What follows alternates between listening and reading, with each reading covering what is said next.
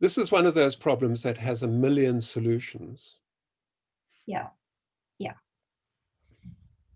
Okay, well, let's move on to the next question, which is from Mochelang, okay, who asks, when starting a story in the middle of the action and wanting to go back and forth to explain how the moment in which our characters find themselves arose, what details do we need to be aware of so that the transition from past and present is seamless? Okay, so I'll kick off on this one. I said, first of all, let's differentiate between what we call backstory and the beginning of the story. So backstory consists of all the stuff that happened to your character before the story, before the hero's journey of your character begins. So a story is not necessarily and not usually a whole life. A story kicks off when something throws your character out of their comfort zone, when they want something and something stands in their way of getting it. What happened in their lives before that, which you may have worked out in order to make your characters more believable on the page. You worked it out for yourself just so that you know those things about your character. Or in the case of a memoir, perhaps those things which really happened in the character's life before this particular story kicked off. They may be hinted at or mentioned, but those events don't form part of the story being told. But you are right that one way to begin, as you, I think, popped up in the answer to Daryl's question, it is possible to start somewhere within the story that's not at the beginning. Just to give that little bit of, because, for example, that Ian M. Banks example is clearly from somewhere in the middle. That's not where the story kicks off. No, no, you're wrong. That's exactly where the story kicks off. So is it? Okay, yeah. I haven't read it, but it sounds, okay, well, that gave him the opportunity for action right at the start of the story. But generally, if you start you can start somewhere in the middle of your story to give yourself, if you want to start with real action, with real something going on, something really dangerous and exciting for your character, and then take us back to the beginning, where it started, how he ended up getting to that point. Or you can, as Mochelang has mentioned, you can move backwards and forwards between that point. So you're starting there for the sake of greater dramatic oomph. And then you can move between, going back to the beginning and then back to that middle section and back to the beginning until your beginning kind of catches up with your middle, and then you move forward. There's a great, let me just butt in. Yeah. And I might have mentioned my favorite rom-com before, but that one is 500 Days of Summer. And that starts, so Summer is a girl, a woman's name. And it's about the protagonist's 500 days of his relationship with her. A sort of 18-month romance that, spoiler alert, that ends badly. But it skips about in time. And at the top of the screen, it gives you a clue as to where you are in the relationship by saying day 12 or day 312 or day 497. And that's where it begins, day 497. And then it goes back to day one, and then it goes to, it jumps about all over the place. And it's a wonderful puzzle. Yeah, I think that is my point, is that you need to make clear breaks and mark the change in some way. So you could give a date, you could say 9 months earlier, you could say day 496, you could say 6 months earlier. In my first book, I marked sections 6 weeks to Christmas, 3 weeks to Christmas. I don't think it's terribly complicated, but you don't want to totally confuse. It's a slight puzzle for your reader, because already they have to go, they know they're going back in time. Okay, here we are. We have to, and in the case of those days of summer, they have to piece together that puzzle in their heads so that it's coherent for them. But don't confuse them about whether you're still in the past or still in the future. Give them a clue. You could just use the date, but and each time you leap back and forth, make sure you leave us at a point where we don't exactly know the outcome. In other words, leave us at a point that raises questions in our minds, so that we're dying to go back there to see what happened after that, whether it be in the past or in the future. Catherine makes a very important point. Catherine Hearn, she says, doesn't the title of your book or your story or your film, doesn't that give the game away? And this is entirely right. I mean, in our creative writing course, we use the example from a book, and we give a long extract, like a page or a page and a half of the beginning of the book. And it's intriguing, although it is incredibly pedestrian. It's about a woman, a researcher who's going up to a particular specialist library to do her research. And it's full of the tedium of getting a library card and filling it out and so on and so forth. And then she meets someone. And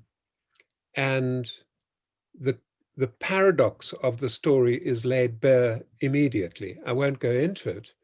But the fact is, the title of the book is The Time Traveler's Wife. So we already know that it's about time travel. So when at the end of that opening stanza, the opening page or two, we learn that she is meeting him for the umpteenth time, but he has never met her before. We understand that it's a weird puzzle of time travel that has led to this apparent paradox. I always think it's a pity, actually, that title gives it away, because it's increasingly intriguing as you read that beginning, when you think, what is going on here? So I think the publisher insisted on it, because they knew the beginning was so boring that people wouldn't. It's boring up to a point. You have to read through these pedestrian details, and then suddenly the weirdnesses of their meeting start showing up. Yeah. Okay. Richard, I think. Okay. I'm just looking at the chat, and Lunga said, if she has a face, she's referring back to Daryl's 3 options. She prefers the first one, the slow, immersive beginning. Yeah, I mean, we all have tastes, and there isn't a right answer. It's what we prefer, both as readers and as writers. And of course, we can like them both, as we do. Yeah. So Cami asked, I think Cami's asking these questions of the synopsis for a screenplay. So it's not, strictly speaking, the beginning, but it might well be the beginning of the process of writing. So let's deal with it. She says, what is a synopsis precisely? And the answer is it's a kind of detailed outline of the story. It follows the main line of the story. It introduces us to the major characters and what drives them. It gives us a good sense of the general structure of the story, of where it begins, of the inciting incident, of the major turns in the story, and a really good guide to anybody's synopsis, because whether you're writing a novel or a memoir or a screenplay, you will need a synopsis in due course when you start seeking a publisher, because a publisher will almost certainly ask for a page or a page and a half synopsis. And like all synopses, it is a sales document. So it's got to give a very powerful idea of the drama and the compelling nature of your story. It's got to be your story with its best foot forward. She asks, how long should it be? And really, anywhere between a page and 20 pages. There's no real length. Publishers, as I say, usually ask for you to write it down in a page, which I think is quite difficult. But actually, doing that is a fantastic exercise because it forces you to think of what is your story? What is the real essence of your story spine? And that frequently gets you on the right road to begin with. So if you starting, I mean, lots of people don't start with a synopsis. Lots of people don't know much about their stories before they begin. Some people say they know nothing about their stories before they begin. And some people lie, I think. Okay, but people like Donna Tartt says she has no clue what her story's about when she starts writing, and that she has no clue who her protagonist is. But I think secretly she does have some clue. But those people who do decide to think forward and plan, even if not in great detail, we talk about this later tonight. It's a wonderful discipline to make sure that you know. I know Liza Sears, who's sitting in the middle of my screen at the moment, has just written a synopsis of her story. And I'm in the middle of making notes for you, Liza. But it is a fantastic discipline. Josie? Yeah, it is. I just wanted to, it's not, again, it's not strictly about beginnings, but it is in a way, because it's about beginning your story. So I also think that when people say that they have no clue about their story at all when they begin, they then use that first draft as pure exploration. In other words, they're exploring on the page. And it means that they then, I mean, Donna Tartt takes years, doesn't she, Richard? Like 10 years or something. 10 years. Yeah, and that is the consequence of that. And perhaps, that's her process. That's where she likes to write. So perhaps she doesn't know anything, but she explores it on the page. But that means that she has to take that then and regard it almost as raw material, and then look at it and say, okay, there's my story, and then start again with an almost complete rewrite. Because the less you know at the beginning, the more work you have to do the second time round and the third time round. There are a couple of comments on the chat room. Esther says, it seems to me that the order of the events at the end may not be the order that you write it in. Well, Donna Tartt, again, is an example of somebody who writes a scene that might come from near the end, and then she writes a scene that occurs to her that might be near the beginning, or that might in the end turn out to be the scene that falls near the beginning. She claims that she just writes scenes as they occur to her, and slowly they cohere, like the plastic in the middle of the Pacific Ocean. So the trouble with that is that, I mean, she's written 3 books. So in 30 years, she's written 3 books. The first book is an absolute masterpiece. The second book had some very strong features, but it suffers from structural problems. And the third book, likewise. She is a fantastic writer, but there are many critics, and I agree, there are flaws in her structure. And I do think that the roots of those flaws lie in her method. So yes, you can do it, and you can start by writing whatever chapter you like. But actually, if you think about it, if you're writing a chapter about your protagonist late in the story, so much of who the protagonist is at that point has been determined by a whole series of scenes before that haven't yet been written. So as Josie says, if you do it like that, without any question, you will have to do a lot of rewriting as your earlier scenes pop into existence.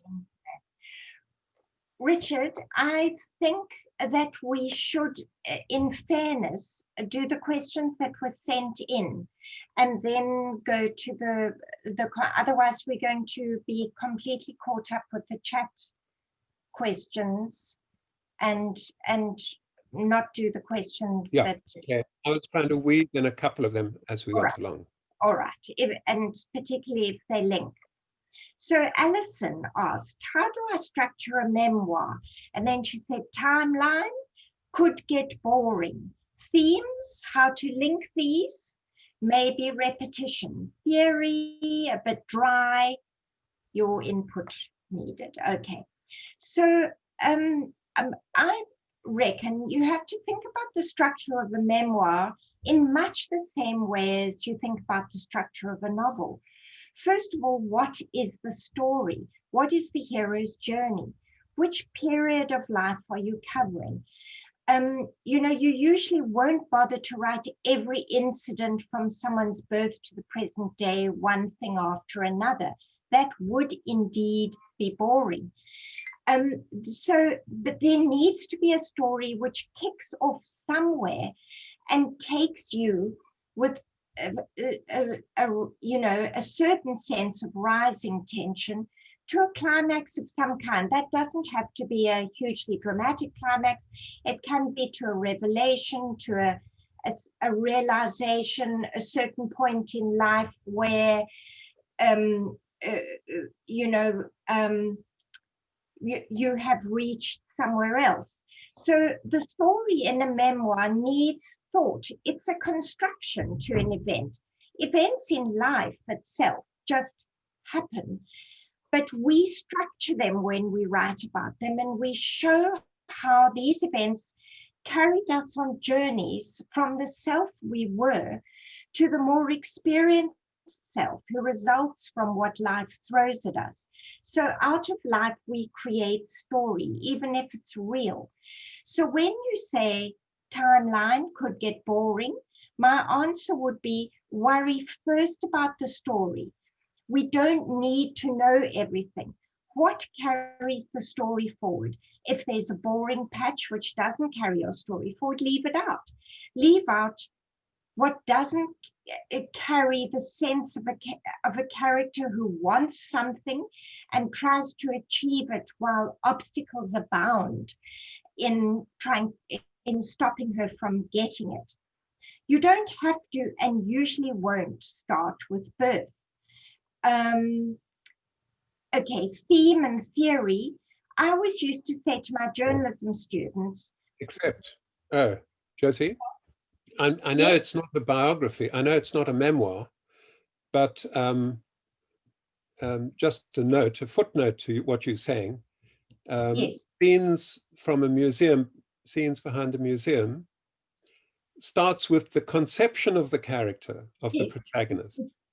I know, and that's lovely, and she does it most beautifully. I remember a bit, as a younger self, after having been very drawn to the character of Lillian Hellman, and I found her autobiography, and I nearly didn't read any further because, in actual fact, it's fascinating, and it does contain a real story, a real journey. But if I remember correctly, because I couldn't find it now anymore, and I couldn't find it online, so I couldn't confirm my memory. But I seem to remember that it starts with I was born to my parents who were, and really, I don't think she, but of course it was written long ago. But yeah, I didn't think it was the best way she could have started what was actually quite a riveting memoir. But theme and theory. So I was saying, I always used to say to my journalism students, you can have the most worthy subject in the world, but you won't catch your readers and keep them unless you show how that worthy subject affects people.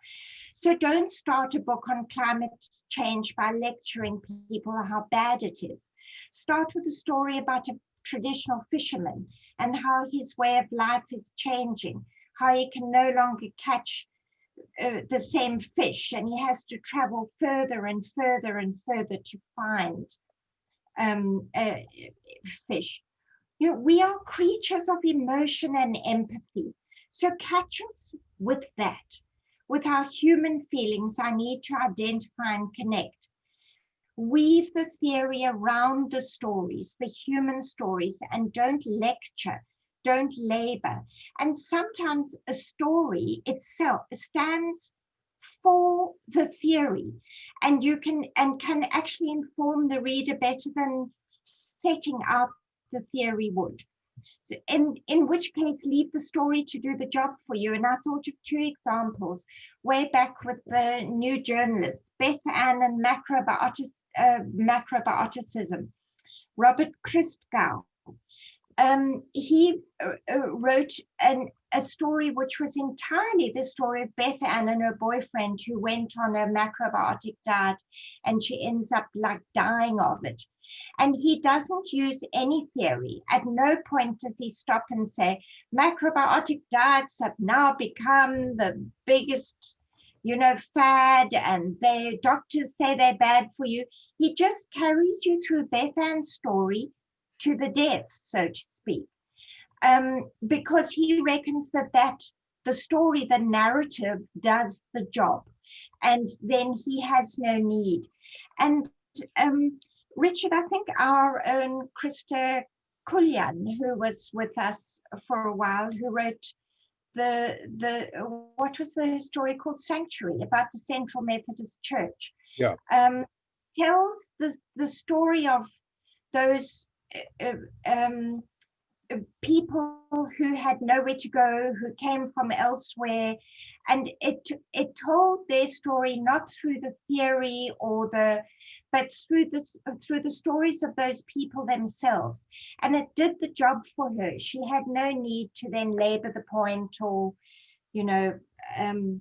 add any more argument or theory to it.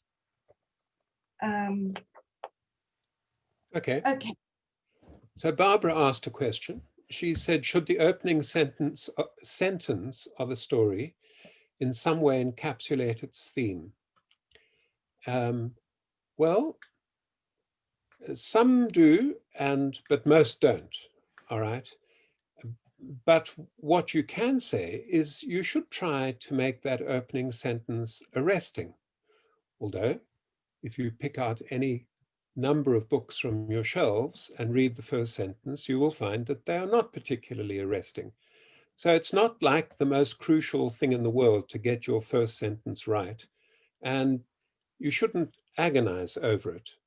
You can always go back and improve it. But if it's arresting, then it's a hook that you have used. And so it's worth spending some time on it in the end. So think of Herman Melville, Call Me Ishmael in Moby Dick, or think of Jane Austen's Pride and Prejudice. It is a truth universally acknowledged. That opening is very arresting. But I don't know that it's a universal truth that writers make their first sentences entirely memorable. Movies are much more likely to take great pains to make their opening scenes as compelling as possible. So if you think of No Country for Old Men, which begins with a horrendous scene of murder, that does in fact strike to the heart of the theme of the story, both book and movie, in fact, of course. Or when Sally Met Harry, to take an entirely different animal, that opening scene also kind of captures not only the mood of the film, but it captures the two central characters, it captures their differences, and it does all of that in about a minute and a half. So movies are kind of, evolution has ensured that movies do this. The evolution of movies has led to writers taking huge pains with their beginnings and their ends, as it happens. Okay. So I was focused on the very first page, of a movie, or the very first line or two of the novel. Josie was thinking slightly more expansive. Well, yes, I took it slightly. I know that Barbara said the opening sentence, but I thought it worth taking it a little bit further. So I would say that never mind the first sentence, but somewhere in the first little chunk, the first chapter or the first few pages, I think that generally we should gain some sense of the driving conflict of the story rather than a theme, but not necessarily the first line. And, you know, in that first chunk, it needn't yet be spelt out. Even just a suggestion of foreboding, a sense that something is about to go horribly wrong, and perhaps the way in which it's about to go horribly wrong. And I just wanted to add my little bit about first lines. And I wanted to say, yes, people are fascinated by first lines, and there are lists of them on the internet. But, you know, a first line can be absolutely brilliant, but often you will find that a book that is fantastic didn't necessarily have the best line in the world. So I went looking, and I went looking in books that just popped into my head that I particularly loved. And so before I came up with one I didn't like, I found ones that I did. But so the first one I looked in was To Kill a Mockingbird, which starts, when he was nearly 13, my brother Jem got his arm badly broken at the elbow, which doesn't necessarily, you know, which doesn't contain the book's driving conflict or indeed the theme, but it does engage and it is active and it does give a sense of the voice of that character. And then I looked in The Go-Between, which starts, the past is a foreign country. They do things differently there. So both of those are very different. I mean, Harper Lee, of course, who was a journalist, understood the importance of beginnings, and I think of action, immediately full of action. But the second one I find intriguing. I find it clever and poignant, and certainly there's a foreboding and a foreshadowing there. And then I came upon the first line of Huckleberry Finn, which some people, including I think Richard, love because of the voice. And I know it was written a long time ago, but it starts, you don't know about me without you have read a book by the name of The Adventures of Tom Sawyer, but that ain't no matter. So yes, we get a sense of him and his voice, but personally, because there's a lot of personal taste in this, I find it disturbs my willing suspension of disbelief and basically says, okay, you need to go read the other book first. And I don't want to know about another book, which I have to read first. I find it a bit off-putting, and I'd rather be thrown headlong into Huck's reality. Well, Mark Twain was just using it as a possible, as a hook to get people to buy 2 books when they'd only intended to buy 1. Yeah, but of course I loved Huckleberry Finn. I mean, it's a brilliant book, but now that I look at it, and it was written a long time ago, of course, so it's unfair. But that's just to back up that you don't necessarily need the most riveting first line. Okay, Richard, shall we go to... So Mikhail Peppers always has interesting questions. His questions today echo Daryl's to a degree. He says, which book works best to immediately draw in the reader? An intro with the protagonist announcing something startling, or a beautifully crafted descriptive passage about the setting of the story world? And what this kind of, we deal with this very question in our creative writing course. And we identify a number of different styles that writers use to open their stories with. And you can have extremely lyrical openings that attract people simply because they are beautifully written. And we usually cite a book of Laurie Lee's, Cider with Rosie, which is a memoir. Or it can be high action, like the Ian M. Banks opening. Or it can be a kind of philosophical question like Tolstoy's, happy families and unhappy families, or Jane Austen, those kinds of beautifully crafted generalizations that are intriguing because we want to know what lies behind them. So there are as many styles of opening as there are writers, I think, in the end. But in every single case, what works best, I think, is when you raise a question in the reader's mind. You raise a question. When Tolstoy said, happy families are all alike, every unhappy family is different, or however it went. Unhappy in its own way. In its own way. You know that he's going to tell us the story of an unhappy family. There are actually no stories about happy families. Or no good stories about happy families. And we want to know, what unhappy family are you going to tell us a story about? And then we read the 1,000 pages that follow. I mean, in a way, I suppose you could say that your beginning defines your readership. It's a bit like natural selection. If you've got a really long, slow beginnings, the readers that can't tolerate long, slow beginnings will drop away, leaving you with those that do. And you can draw readers in with a slow beginning if you write absolutely beautifully. And as Richard says, if you raise questions or just add that touch of foreboding.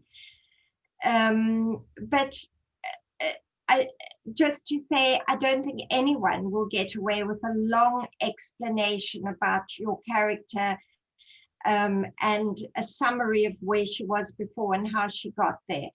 That I think that then just, that's what no one can really get away with. Should we just move on, Richard, or shall we? I just want to read something that Jill wrote. her favorite first line comes from a novel that I haven't read called Nervous Condition. And the opening line was, "I was not sorry when my brother died." Yes. That's a nice hit you between the eyes. Yeah. First line, yeah. Now, I was saying, should we leave out a Rose for Winter? We were going to put an extract from a Rose for Winter up on the screen, but perhaps we should just... Yeah, let's just skip to Annabelle's question. It's got two parts, and I will start with an answer to the first part, and then Josie will start with the answer to the second part. She asks, does the start need to set up the ending? So in films, let me start with a film example. And the opening, while it might not set up the ending, it does sometimes carry clues about the theme. So if you think, for instance, about the very opening frames of Tootsie, remember that was the movie with Dustin Hoffman. I mean, I know it's a long time ago, but it's a great movie and worth watching. It contains details of the trappings of an actor's calling. So we see on the makeup table where an actor is making himself up, we see fake moustaches, makeup, and so on. And Tootsie, it becomes apparent, is about an actor who, unable to get a job on stage, transforms himself into a woman and becomes one of the leads of an immensely successful soap opera. He doesn't transition, he just makes himself up like a woman. So there in the opening frames of the story are the motifs of the narrative that follows, right? But they are just hints. They're just hints. And really you only make sense of those hints if you watch the movie twice or more often. So it's quite satisfying for the writer to build in these little clues and hints at the beginning. And then you leave it up to the students writing their master's and doctoral theses on your work to say, the author very cunningly revealed what the theme of the movie was in the opening paragraphs of his work. Somehow he knew. Okay, so it's fun to do it, but I don't think... Yeah. Yeah. So, and I just wanted to say that the start needs sets up the journey in a way, the driving conflict, as we said, but shouldn't obviously telegraph what the ending will be. The ending should always surprise us. You know, the beginning sets up what the character's up against, and at that point, your characters have choices to make, and that's why we read, to see what unexpected choices they will make, which will take them off in different directions. How it ends depends on where those choices lead them. Okay, the second part of her question is, do the opening lines need to allow anything to happen next in the story, or should they in some way restrict such flexibility?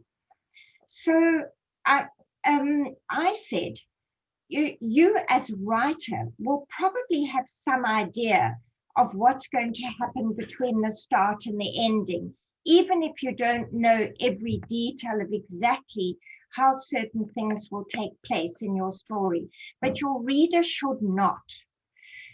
It should seem to your reader that anything can happen. This unpredictability stems from the choices that we humans make. You know, we can yell or keep quiet, we can walk out or make peace.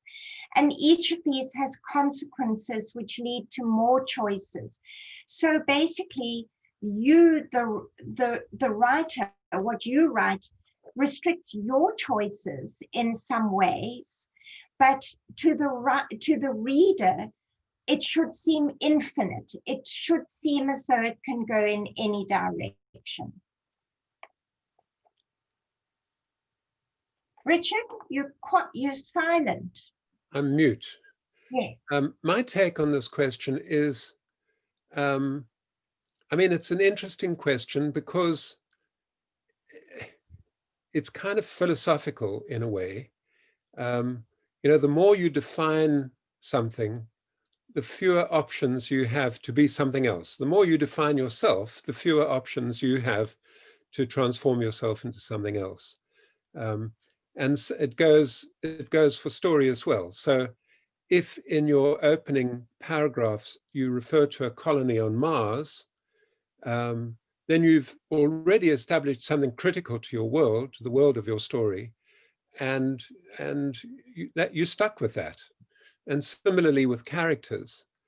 But if your opening goes like this, this is the opening paragraph of a wonderful book called The Unlikely Pilgrimage of Harold Fry.